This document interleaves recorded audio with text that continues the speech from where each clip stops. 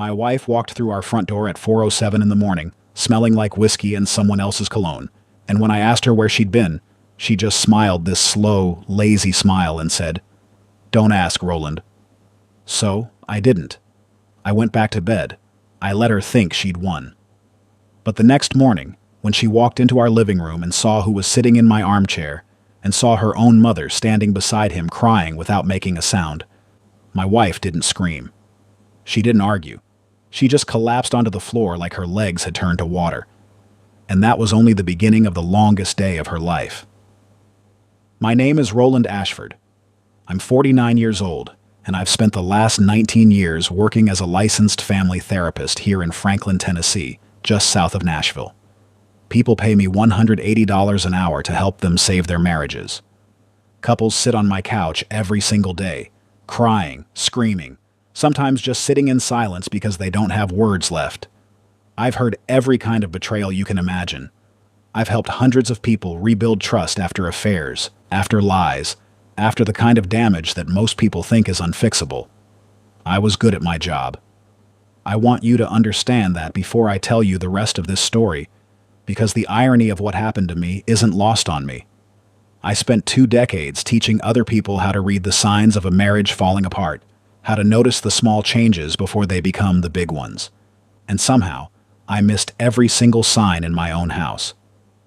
Before I get into what happened that morning in my living room, stick around because this story gets darker before it gets better, and there's a reveal you won't see coming. If you're new here, subscribe for real stories about betrayal and family. Now, let's get back to it. I met my wife Simone 14 years ago at a continuing education conference in Memphis. I was 35, freshly divorced from my first wife, and not particularly interested in meeting anyone. Simone was 31, working as a pharmaceutical sales rep, sharp-tongued, quick to laugh, the kind of woman who commanded a room without raising her voice. She wore red lipstick and told a joke about a malpractice lawyer that made half the ballroom laugh so hard people were wiping their eyes. I was done for within 20 minutes. We dated for 18 months before I proposed at a restaurant overlooking the Cumberland River.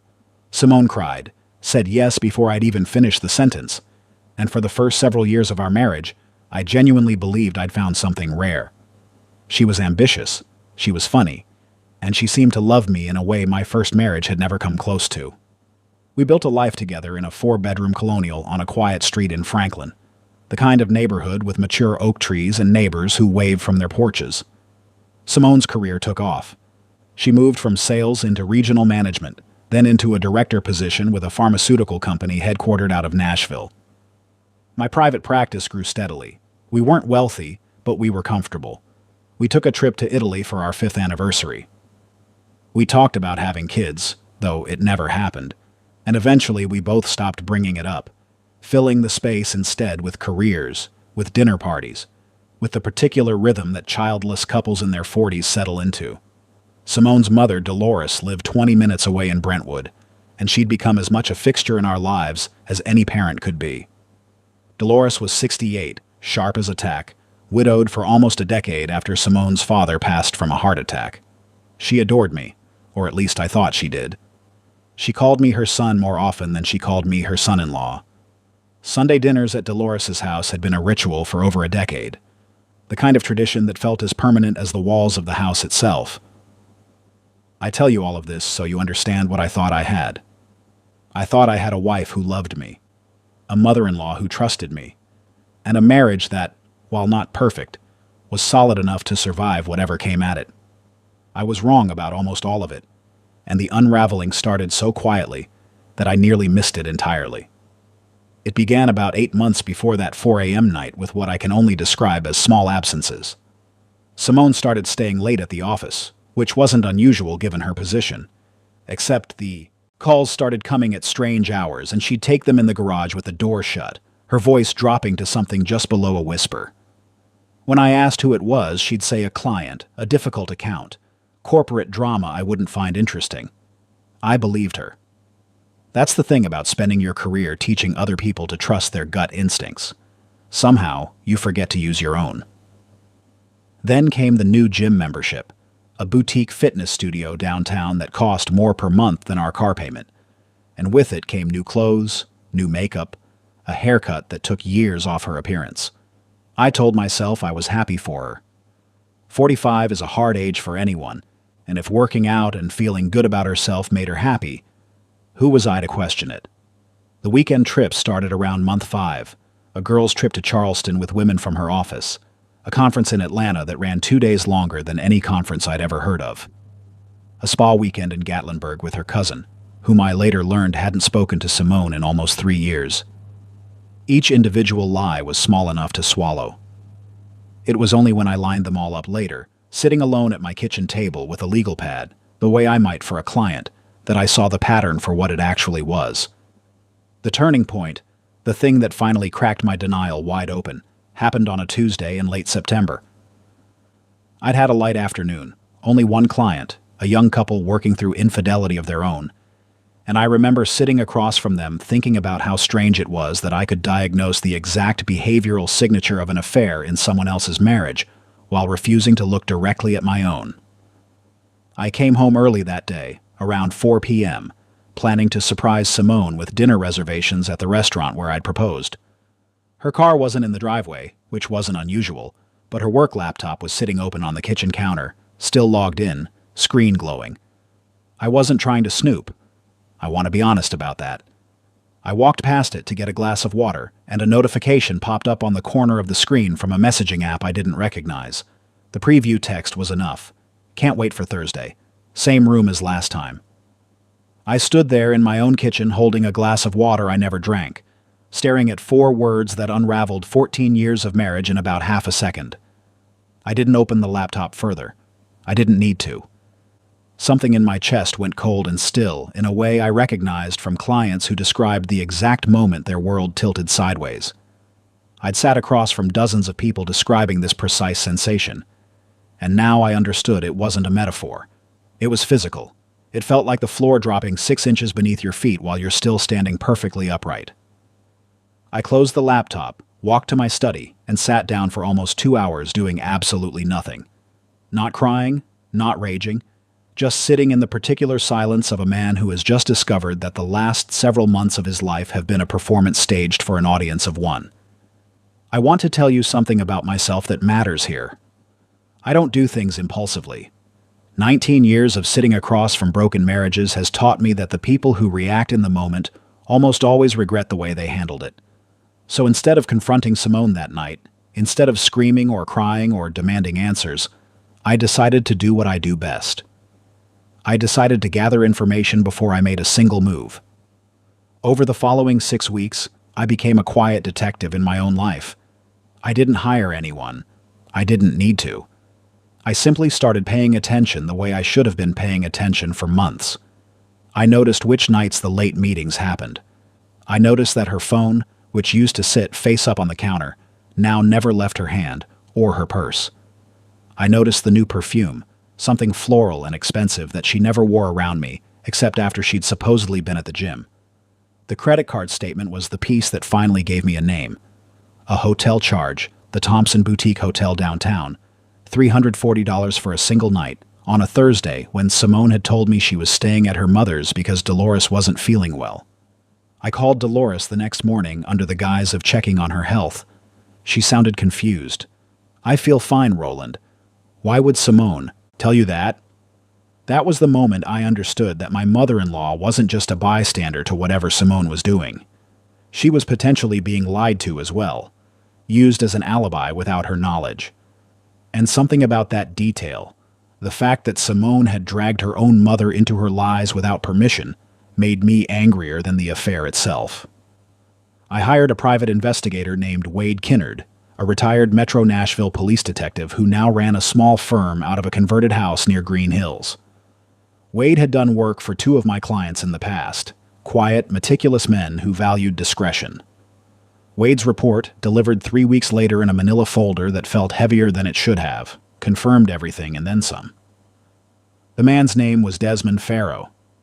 He was 42, divorced, worked as a regional sales director for a competing pharmaceutical company, which meant Simone hadn't just found some stranger. She'd found someone directly connected to her professional world, someone she likely saw at industry events, someone whose existence I might have unknowingly shaken hands with at a company holiday party 2 years earlier. Wade's photographs were clinical, time-stamped, and utterly devastating in their mundanity.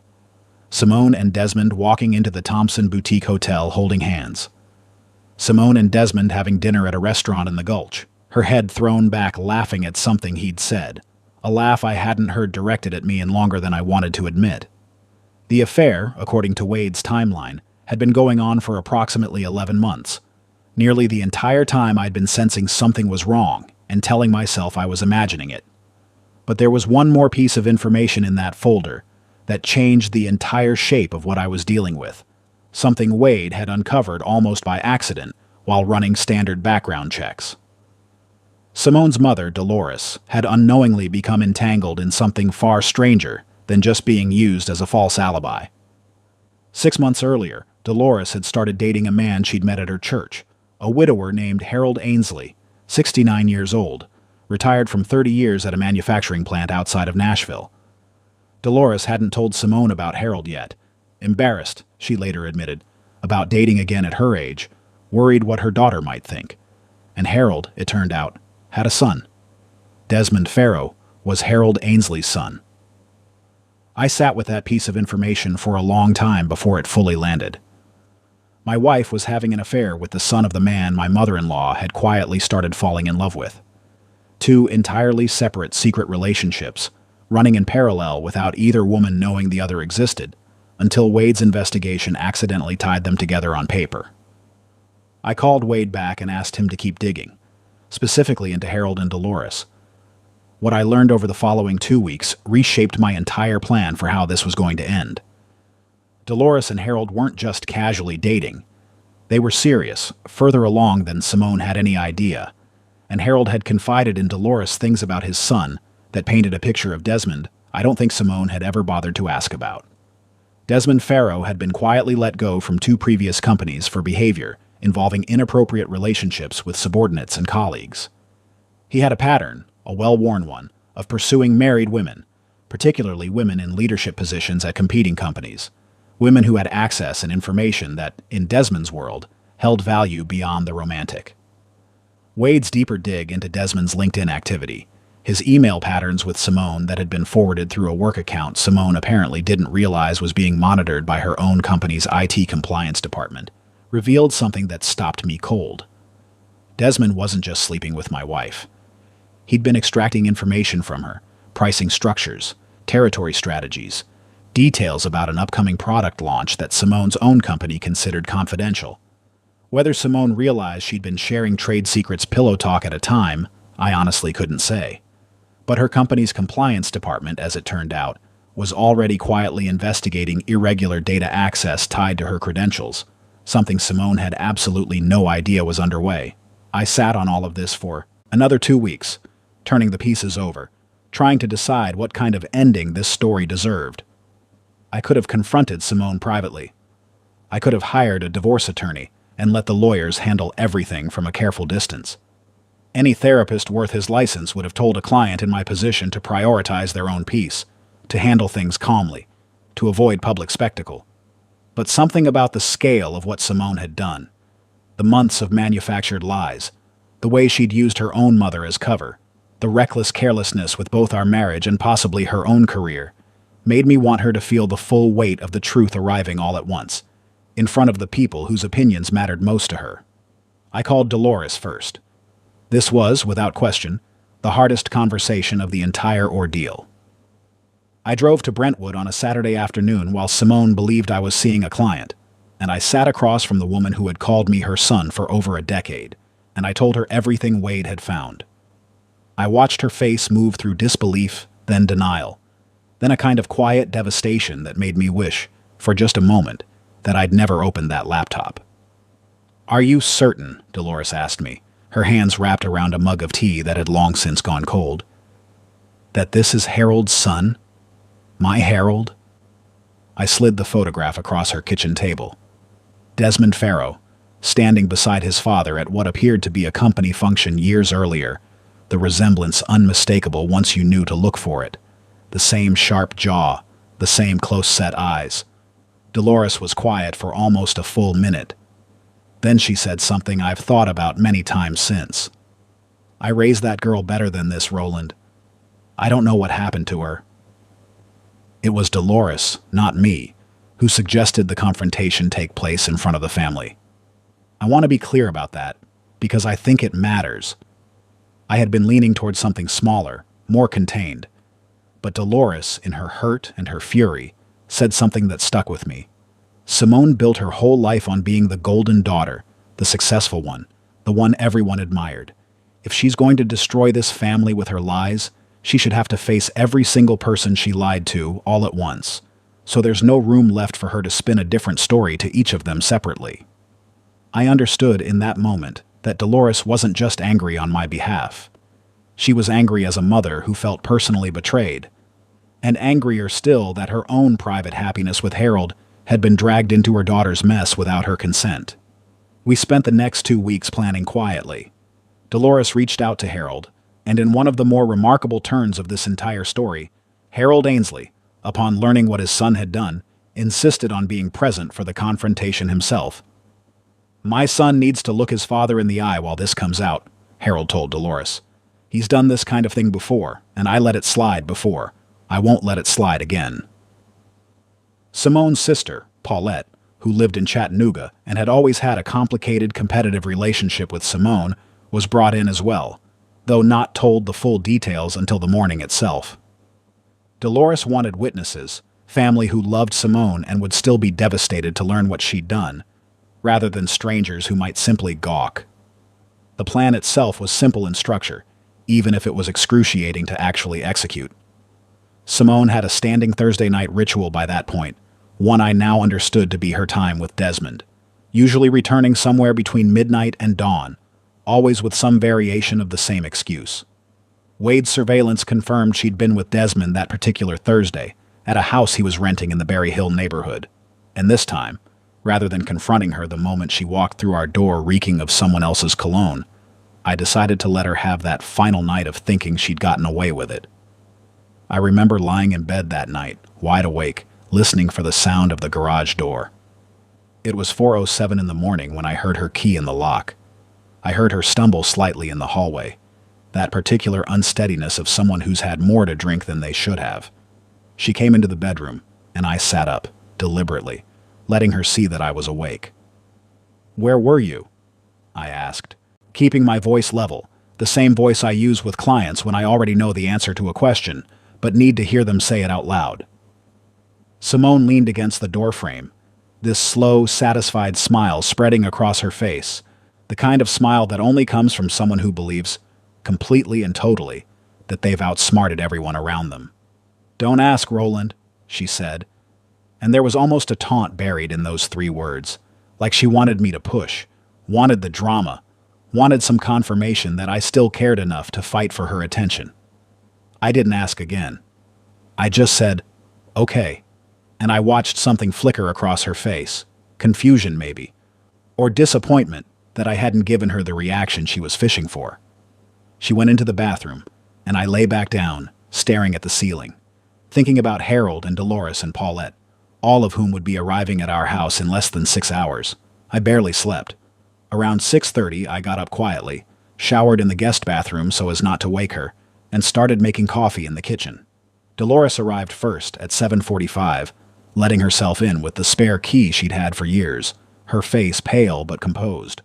Harold arrived 20 minutes later, a tall, soft-spoken man with kind eyes that carried an unmistakable weight of shame that morning. Shame not for anything he'd done, but for what his son had done.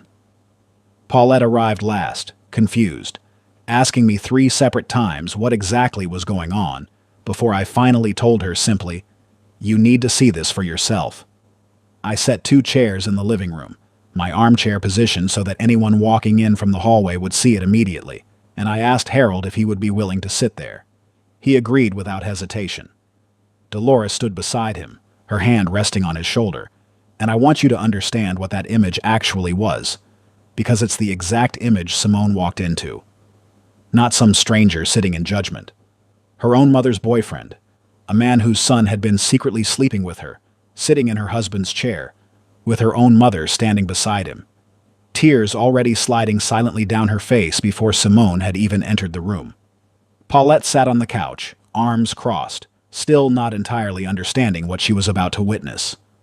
I stood near the entryway of the living room, close enough to the hallway that I would be the first thing Simone saw when she came downstairs, but positioned so that as she walked further in, the tableau in the living room would reveal itself piece by piece. At 9:15, I heard the bedroom door open upstairs. I heard her footsteps on the stairs, unhurried. The footsteps of a woman who had absolutely no idea her entire world was about to come apart in the next 90 seconds. "Roland," she called out. "Is that coffee I smell? Did Mom come by?"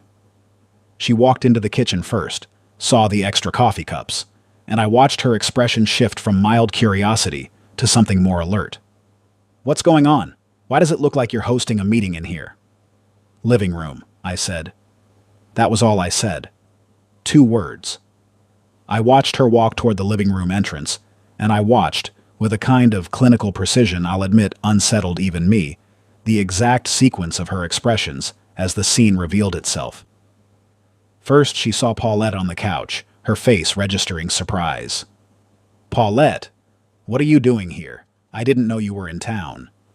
Then her eyes moved to her mother, standing near the armchair, and her surprise deepened into confusion. "Mom, what's—" And then her eyes landed on Harold. I need you to understand that Simone had never met Harold Ainsley. She had no idea her mother was even dating anyone. So for the first 2 or 3 seconds, her confusion was simply about an unfamiliar older man sitting in her husband's chair in her living room at 9 a.m. It wasn't until Harold spoke that the true horror of the moment began arriving. "You don't know me," Harold said, his voice quiet but steady, the voice of a man who had rehearsed this moment in his head a dozen times overnight and still found it harder than he'd expected. "But I believe you know my son, Desmond." I have never, in 19 years of watching people receive devastating news in therapy sessions, seen a human face change as completely and as instantly as Simone's did in that moment. The color didn't just drain from her face, it seemed to actually collapse inward, her mouth opening slightly, no sound coming out. "I don't," she started to say, the lie already forming out of pure reflex, the same automatic mechanism that had probably protected her for 11 months. "Simone." Dolores's voice cut through the room, quiet but absolutely unshakable. Please don't lie to me right now. Not about this, not standing right here in front of me." "Mom, I don't know what you think you—" "I know everything," Dolores said. "I know about the Thompson Hotel. I know you used me as an excuse to your husband, telling him you were staying with me on nights you weren't. I know about Desmond Farrow, and I know that Desmond Farrow is Harold's son. My Harold, the man I've been seeing for 6 months, who I hadn't even told you about yet because I was embarrassed, and who found out 2 weeks ago that his own son has been sleeping with my daughter." Simone's eyes moved from her mother, to Harold, to me, and I watched something in her calculate, some desperate final attempt at control. "This is insane. This is some kind of setup. Roland, what did you do? Hire someone to—" "Yes," I said simply. "I hired a private investigator. His name is Wade Kinnard. He has photographs of you and Desmond going back 11 months. He has hotel receipts. He has your credit card statements. Would you like me to lay them out on the coffee table, or would you like to sit down first?"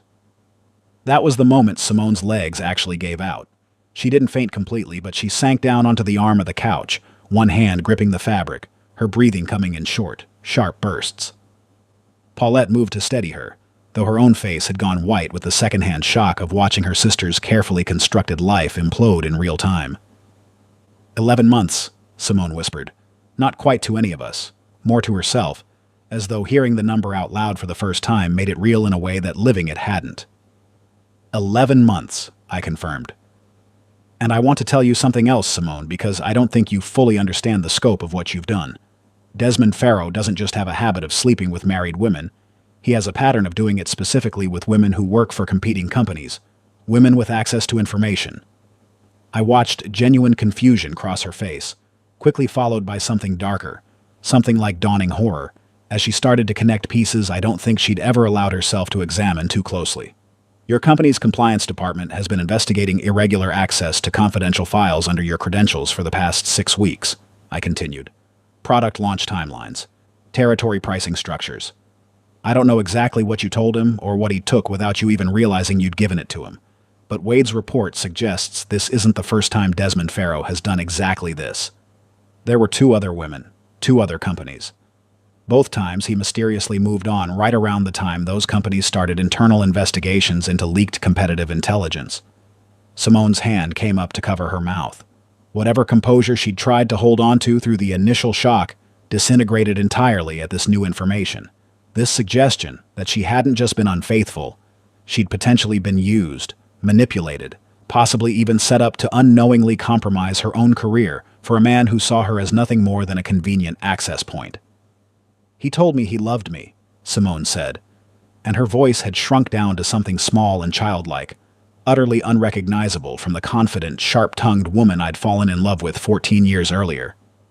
Harold spoke again, and there was real sorrow in his voice, not for Simone specifically, but for the situation as a whole. My son has done this before. I didn't want to believe it when Dolores first told me who you were connected to. I kept thinking, not my son, not again. But Desmond has never once, in his entire adult life, taken responsibility for the damage he leaves behind. I'm sorry. I'm sorry for what he's done to your marriage, and I'm sorry for what he might have done to your career. Dolores knelt down in front of her daughter, taking both of Simone's hands in hers. I need you to hear me say this, and I need you to actually hear it, not just brace yourself against it. I am furious with you. I am hurt in a way I don't think I've felt since your father died. You used me. You made me an unknowing accomplice in destroying your own marriage. But I am still your mother, and I am still going to help you figure out what comes next. Because that's what mothers do, even when their children have made a mess this catastrophic. Simone finally broke down completely at that point, sobbing in a way I hadn't seen from her in years. If ever, great heaving sobs that seemed to come from somewhere far beneath the surface she'd spent months carefully maintaining. Paulette sat beside her, arm around her shoulders, saying nothing, because there was genuinely nothing adequate to say. I want to pause the story here and tell you something important. Something that I've thought about deeply in the months since. I had planned this confrontation as an act of justice, maybe even as an act of revenge dressed up in more respectable clothing. I wanted Simone to feel the full, unavoidable weight of what she'd done. But watching her collapse on that couch, watching Dolores kneel in front of her own daughter with tears streaming down her face, I felt something unexpected. I felt no satisfaction at all. What I felt was grief, for the marriage I thought I'd had, for the version of Simone I'd fallen in love with, and even, strangely, for the version of Simone sitting in front of me now, someone who had clearly made catastrophic choices but who was also, in this moment, simply a broken person facing the consequences of those choices all at once. Nobody in that room was gloating. Dolores wasn't gloating. Harold certainly wasn't. Even Paulette, who I later learned had spent years quietly envious of Simone's career and confidence, sat there simply holding her sister, offering the only comfort available in a moment with no comfort to offer. I told Simone, once she'd calmed down enough to speak in full sentences again, that I would be filing for divorce. I told her I'd already spoken with an attorney, a woman named Christine Wexler who specialized in cases involving hidden assets and infidelity, and that given everything Wade had uncovered, I would be pursuing the divorce on grounds that protected my financial interests fully, including the house, which I'd owned prior to our marriage, and my retirement accounts, which predated our relationship by over a decade. I also told her, and this felt important to say out loud in that room, that I would not be sharing the details of the compliance investigation with anyone beyond what she needed to know to protect herself. That wasn't my battle to fight or expose. If her company found the evidence on their own, that was between her and them. I wasn't interested in destroying her career on top of everything else. I wanted my life back. I didn't need to burn hers to the ground to get it. Simone stayed with Dolores for the following month while I began the process of legally separating our lives. The divorce itself, mercifully, moved faster than most I've seen in my professional life, largely because Simone, I think out of some combination of shame and genuine remorse, didn't contest much of anything. She signed what needed to be signed. She moved her things out over 2 exhausting weekends in October, and by the following spring, the marriage that had defined the last 14 years of my life existed only in paperwork and memory. I later learned, through the kind of small-town grapevine that exists even in a city as large as Nashville, that Simone's company had indeed found evidence of unauthorized data access tied to her account, and that she'd been let go within 3 months of our confrontation. She didn't face criminal charges, from what I understand, largely because proving intent versus simple carelessness in a Pillow Talk data leak is notoriously difficult. But her reputation within the pharmaceutical sales world, a surprisingly small and interconnected community, took a hit that I imagine followed her for a long time afterward. Desmond Farrow, in a twist I still find almost too tidy to be believable, was fired from his own company around the same time, for reasons that, according to Harold, involved yet another married woman at yet another competing firm. Harold told me months later, over coffee that had become something of a monthly ritual between us, that he'd essentially cut off contact with his son after that. I spent years making excuses for him, Harold said, telling myself he'd grow out of it, that it was a phase, that the next relationship would be the one that finally taught him some responsibility. I'm done making those excuses now. Harold and Dolores, remarkably, only grew closer through the entire ordeal. I attended their wedding 18 months later, a small ceremony at a church in Brentwood, and I sat in the second row, not as Dolores' son-in-law anymore, but simply as a friend who had somehow, against every logical expectation, remained close with my ex-wife's mother. Dolores told me at the reception, holding my hand the way she used to when I was still married to her daughter, "You'll always be my son, Roland. That never changed for me, even when everything else did." As for Simone, I heard from Paulette, with whom I've maintained a cordial relationship, that she moved to Knoxville about a year after the divorce, took a job outside the pharmaceutical industry entirely, something in medical device sales, a fresh start in a city where fewer people knew her history. I don't know if she's happy. I genuinely hope she's found some version of peace, though I won't pretend the anger has entirely faded, even now. I want to close this out with something I've come to understand more clearly through both my professional life and my own personal wreckage. Betrayal rarely comes from a single source. It ripples outward, catching people who never asked to be involved, dragging innocent bystanders like Dolores into lies they never consented to tell. And sometimes, the ending you plan as justice ends up teaching you something entirely different about grace, about grief, about the strange, complicated love that can survive even when a marriage cannot. I still see clients every week in my office in Franklin.